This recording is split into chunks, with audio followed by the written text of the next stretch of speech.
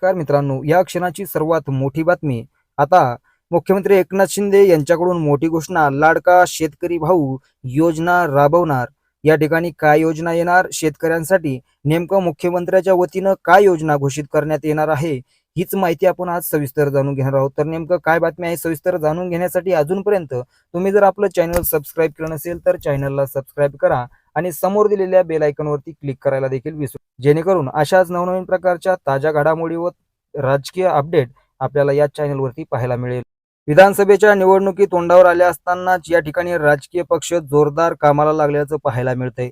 निवडणुकीच्या पार्श्वभूमीवरती महाराष्ट्रात नेत्याचे दौरे वाढलेले आहेत आणि या दौऱ्याच्या माध्यमातून आगामी निवडणुकीची रणनीती आखली जात आहे. यातच आता काही दिवसांपूर्वी महायुतीतून सरकारने मुख्यमंत्री माझी लाडकी बहीण योजना आणली, तर राज्यात या योजनेची मोठी चर्चा सुरू झाली. या योजनेला, लाडकी बहीण योजनेवरतून सत्ताधारी व विरोधकांमध्ये आरोप प्रत्यारोप या ठिकाणी पाहायला मिळाले. अशातच आज बीड येथील या ठिकाणी राज्यस्तरीय कृषी महोत्सव आयोजित करण्यात आला असताना या कृषी महोत्सवात मुख्यमंत्री एकनाथ शिंदे यांनी मोठी घोषणा केलेली आहे.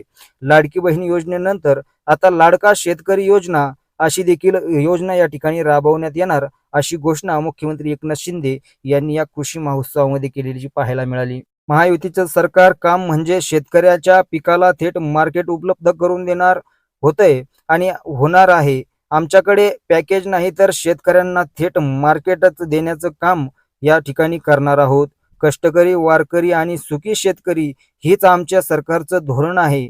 मी आज एवढं सांगतोय की मुख्यमंत्री माझी लाडकी बहीण योजना आणली, त्यानंतर अन्नपूर्ण योजना आणली आणि त्यानंतर लाडका भाऊ योजना देखील आणली. आता आम्ही लाडका शेतकरी योजना देखील राबवणार आहोत. सर्व भावांना, शेतकरी भावांना या ठिकाणी, सर्व बहिणींना लाडक्या बहिणी झाल्या, सर्व लाडके भाऊ झाले. आता सर्व शेतकरी देखील लाडका या ठिकाणी होणार आहे, असं मुख्यमंत्री एकनाथ शिंदे यांनी म्हटलेलं आहे. आता आपण या ठिकाणी पीक पाहणी वगैरे बाजूला ठेवणार आहोत. ज्या शेतकऱ्यांच्या सातबाऱ्यावरती सोयाबीन आणि कापसाची नोंद आहे, त्या शेतकऱ्यांना आपण 5,000 रुपये हेक्टरी पैसे देण्याचा निर्णय घेतलेला आहे. एवढंच नाही तर शेतकऱ्यांच्या शेतीपंपासाठी वीज बिल ही देखील माफ करणार आहोत. विरोधक म्हणाले की मग मागच्या वीज बिलाचं काय झालं, आम्ही या ठिकाणी शेतकऱ्याच्या या वीज बिल घेणार नाही, असं देखील आम्ही या ठिकाणी घोषणा करतो. मुख्यमंत्री एकनाथ शिंदे यांच्याकडून अनेक योजना या ठिकाणी आज सांगण्यात आलेल्या आहेत. तर मित्रांनो, यातून तुम्हाला काय वाटतं, सरकारच्या ह्या योजना शेतकऱ्यासाठी आता फायदादायक ठरतात, तर येत्या विधानसभेच्या निवडणुकीमध्ये या योजनेचा शेतकऱ्याला फायदा करून सरकारला देखील फायदा होऊ शकतो का?